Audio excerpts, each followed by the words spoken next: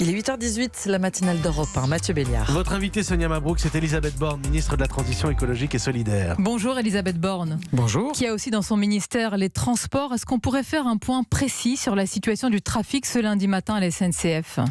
Ce matin, on a une nette amélioration avec un trafic normal sur les TGV, y compris les Ouigo.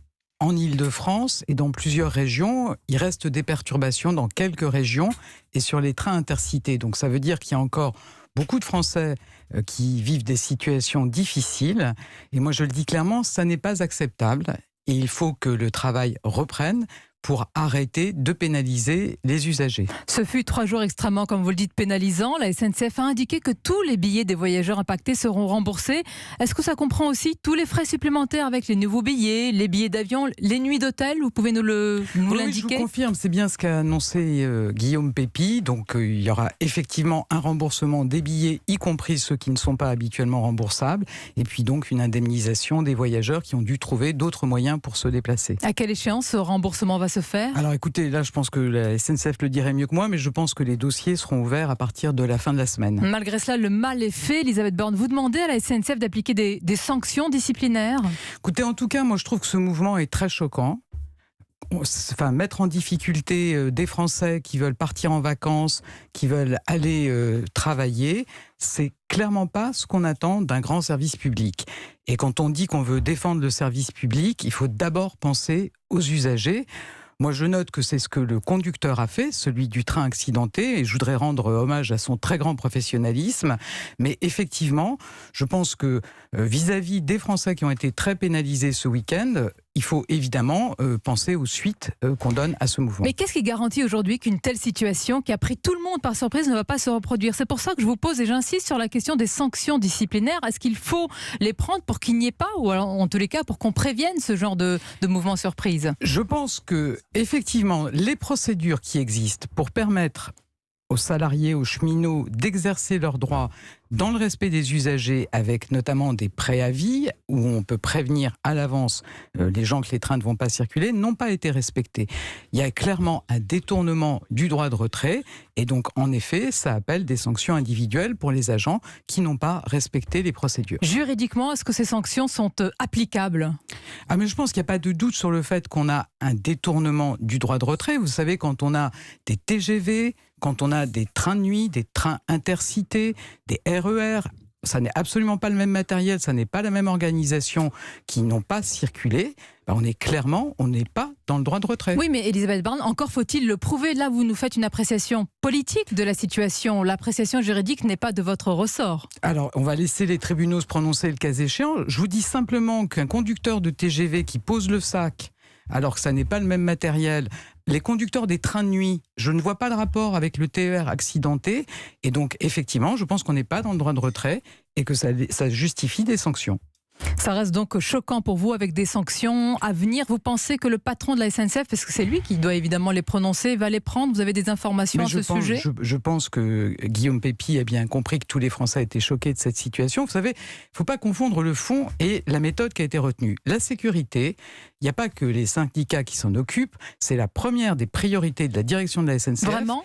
Bien sûr, on n'a pas l'impression, la plupart des syndicats qui se sont succédés à ce micro ont dit l'inverse. Écoutez, je pense que c'est des sujets très sérieux sur lesquels il faut qu'il y ait des discussions dans l'entreprise. Quand on n'est pas d'accord, il y a des méthodes avec des demandes d'alerte, et une alarme sociale, si on peut dire. Ensuite, il y a des préavis, donc il y a des règles si on n'est pas d'accord. Mais en tout cas, moi, je peux vous dire que la sécurité, évidemment, c'est aussi ma priorité. C'est bien pour ça qu'avec Jean-Baptiste Djebari, on a demandé une enquête du bureau d'enquête accident des transports terrestres, que la direction a également lancé une enquête interne, qu'il y a des engagements qui ont été pris immédiatement. Donc il n'y a pas d'un côté ceux qui s'occupent de la sécurité et ceux qui s'en ficheraient. Mais pour vous, si je vous entends bien, il n'est pas normal que lors de cet accident, je le rappelle, entre un TER et un camion bloqué sur les voies, le conducteur, lui-même blessé, ait porté secours seul aux passagers. Il aurait dû y avoir clairement un autre agent de la SNCF, un agent d'accompagnement. Moi, je n'ai pas dit ça. Je dis que... Mais vous le pensez c'est peut-être. Une organisation la normalité des choses qui existe et qui a été certifié en sécurité. On aura des enquêtes pour dire quelle est la bonne organisation, quelles sont éventuellement les mesures qui doivent être prises sur le train lui-même, puisqu'on a vu que des systèmes d'alerte avaient été endommagés dans l'accident. Mais tout ça doit se traiter dans le cadre des enquêtes accidents, celle de la SNCF, celle que mon ministère a demandé, et tout ça doit se faire dans les règles. Autre sujet, Elisabeth Borne, mais qui concerne toujours la SNCF, une lettre autour du respect de la laïcité circule. Elle fait mention de ce qui est interdit au sein du groupe, à savoir, on peut y lire, les prières sur le lieu de travail lors des pauses qui sont proscrites, interdites. Est-ce que vous confirmez cette note interne, cette lettre de la SNCF ? Je vous confirme que dans les services publics, il y a un principe de laïcité qui doit s'appliquer. Donc je pense que cette note rappelle ces principes. Avec interdiction donc des prières sur le lieu de travail, et on peut aller plus loin avec interdiction d'apporter un tapis de prière justement sur ce même lieu de travail, la SNCF en l'occurrence. Je pense que c'est tout à fait normal de rappeler ces interdictions. Moi, vous savez que j'ai été PDG de la RATP et je portais les mêmes interdictions. Un service public doit respecter les principes de laïcité, et ça en fait partie. Alors, autre domaine qui est évidemment dans votre ministère de votre compétence, Elisabeth Borne, c'est le PDG d'EDF. Jean-Bernard Lévy a annoncé un projet de construction de 6 nouveaux réacteurs nucléaires en France, des EPR, dans les années à venir. Avant de nous confirmer l'information, sur la forme déjà, est-ce que c'est le PDG d'EDF qui fixe désormais la politique énergétique de notre pays ? Alors j'ai été également surprise parce que non, ça n'est pas EDF ni son PDG qui fixe la politique énergétique du pays. La feuille de route, c'est la programmation pluriannuelle de l'énergie qui prévoit de ramener la part du nucléaire à 50% en 2035, qui prévoit le développement des énergies renouvelables, et c'est bien ce qu'on fait avec la fermeture l'an prochain de Fessenheim, avec de nombreux projets d'énergie renouvelable. Et donc c'est ça la feuille de route.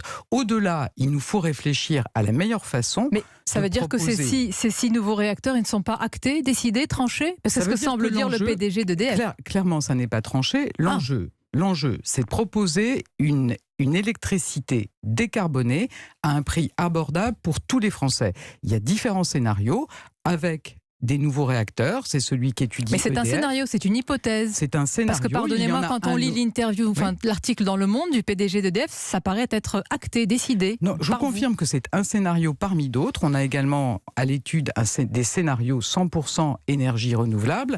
Et vous savez, sur le nucléaire, ce qu'on attend d'abord d'EDF, c'est des explications sur les dépassements de coûts, sur les délais de Flamanville, et le président de la République à bon entendeur, là vous lui demandez des explications avant justement de s'engager apparemment assez légèrement sur une confirmation que vous ne... Le président de la République l'a clairement dit, il n'y aura pas de décision sur des nouveaux réacteurs avant la mise en service de Flamanville. Alors lui, il remet en cause votre engagement. Le PDG d'EDF, il dit, vous voulez abaisser la production de nucléaire à 50% d'ici à 2035, il dit peu réaliste, c'est pas possible, en tous les cas pas avec des énergies uniquement renouvelables et de stockage. Non, écoutez, c'est la loi. C'est la loi. Donc, oui, mais est-ce qu'il ne dit pas une vérité industrielle, lui ?